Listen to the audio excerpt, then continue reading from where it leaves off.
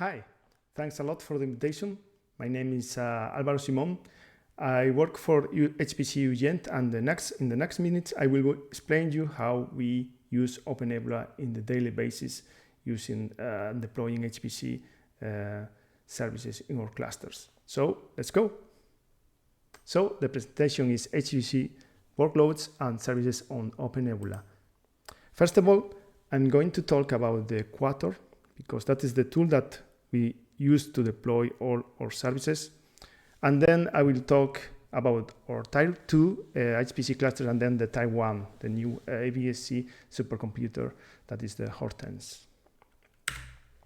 So about Quator, is a system administration toolkit similar to Ansible or Puppet.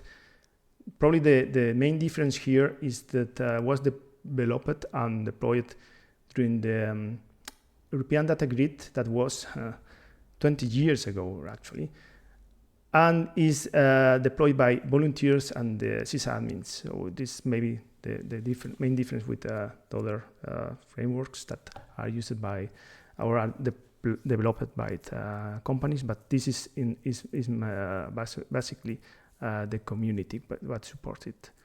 And it's also current site model, so Quator configurations are reusable, and you can deploy bare metal machines, but also VMs, containers, and etc.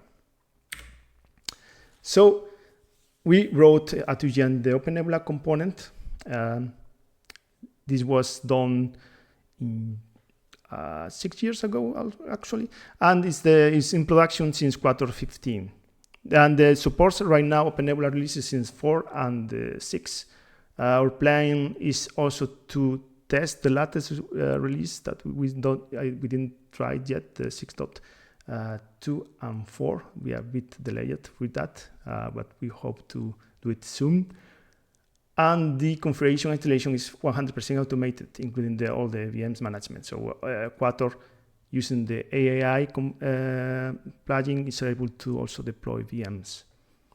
This presentation that I did some years ago, so if you want to know more how OpenNebula Quator works and how this is deployed with OpenNebula, please go and watch that video. That is has some years, but it's actually it's not outdated, so you can follow it if you want to know more about it. So I'm not going to go in details, just to show you that how basically Quator works to understand the next slides. So the main component here is the AII. So that is the part that from Quator that the plugin that deploys also set up the GCP, but also deploys the VMs connecting to the OpenNebula RPC. So basically it's able to do that automatically. So this is the more or less this is the sample of Quator template from a real machine. We have different. This is the /hardware, so this is a template in text file, but also it's possible to deploy it from the database. But basically, what it has is a database with all the information that you need, all the cards that are present, the CPU hard disks that we want that are present, and also the of course the components software that you want to deploy, configuration files, etc., etc. So with the AII, what it does actually is translates this to this. So it connects to the OpenNebula server and converts this to a template. Also creates the VM template, but also the disks or the storage and the virtual networks, and the MAC addresses are also included. And in this example, you can see that we are converting a real machine that had Mellanox InfiniBand to OpenNebula using PCI pass-through. So this is also done by the AII component. And this is very, very useful for us, because we can convert any bare metal server or hardware to a VM with the same hardware specs. So yeah, we can use the disks and memory and everything is there in the same way. So also for the admins is very nice, because we can convert any machine to a VM. So now I will talk to you about the Tier 2 clusters. So when we talk about cluster, we talk about Pokemons in HPC in the GENT. All our clusters are Pokemons. So as you can see, we have several, depending on what kind of resource the users need. We also remove some clusters, old clusters, and replace it for new Pokemons. The most important thing here is that we have also a debugging that you can see is lacking. This is a new cluster that we have for testing. So this is not, in this case, the users can try all the jobs before sending to a real world, I mean, to the real cluster. Of course, they share the CPU with more users, but the performance is not the same, but they can try and see if something is not working, because sometimes they can wait for hours or days. They send the job and they find that for some reason the job failed and they have to start over again, and sometimes it's a bit annoying for them. So yeah, they will provide the kind of clusters to them, and you can see we have different kind of storage, interconnections, and memory for all of them. And we also have GPUs. So we have two kind of clusters for using GPUs with NVIDIA Volta V100, and they can test CUDA and all the kind of jobs that they need GPUs. They can send those clusters. So how we manage all these, how we deploy the services. So the last slide about the cluster were the bare metal, but then we provide everything else. The worker nodes are bare metal machines, but everything else is a VM deployed in OpenNebula. So for that, we have another cluster. Of course, it's a Pokemon. It's called Sura Cloud Production Cluster that is running OpenNebula 6 at this moment, and with 3 virtual clusters for different kind of hardware. We have the default one that is only 3 nodes with a Xeon, but we also have InfiniBand virtual cluster in OpenNebula that provides actually Menalog's Connect 4 virtual functions, which we use for the PCI pass-through connections to connect to the storage. This is also used by the login nodes to connect to the storage and to connect to the clusters by the users. And then we have another virtual cluster that 25 gigabytes. That is network connection that is used for different services, as you can see, with 4 nodes. For the storage, we also use 3 kind of different data stores from OpenNebula. We use Ceph backend. Also, some of the hypervisors are running also Ceph as clusters, so we share hypervisors and Ceph cluster in the same box. Also, OpenNebula itself is a VM running, and it was deployed by the Quator as VM running there. And the Ceph Sura is this common one that is almost 20 terabytes. But then we also have NVMe disks or a pool from Ceph to VMs that requires high input-output throughput. And then last but not least, we have a raw device mapping data store that is for the local disk for services like Elasticsearch or Kafka to connect directly to the disks. So this is how it looks, more or less how it looks. We have bare metal nodes for the HPC clusters there on the right side, and then the HPC admins that want to deploy new services for them. So we do that from the OpenNebula cluster. They connect to Quator that deploys the AI Quator deployment, and we have all the masters running Slurm running there. Also, the user interfaces are running in the cloud in OpenNebula.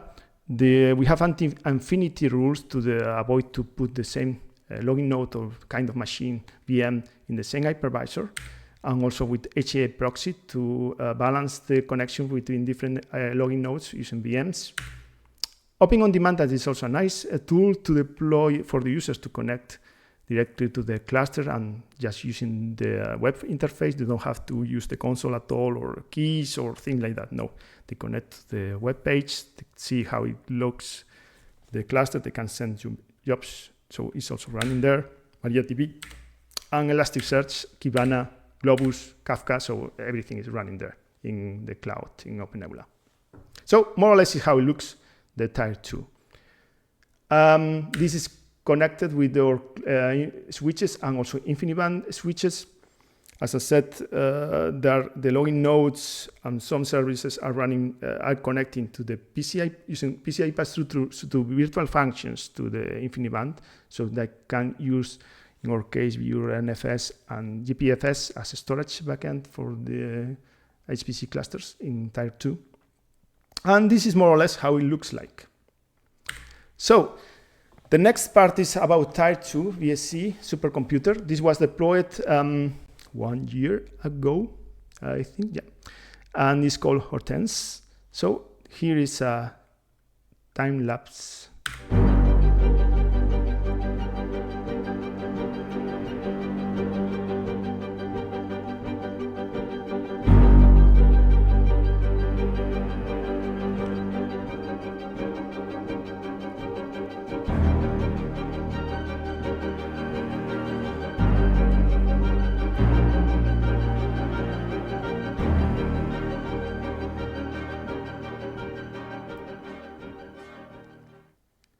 Here they are.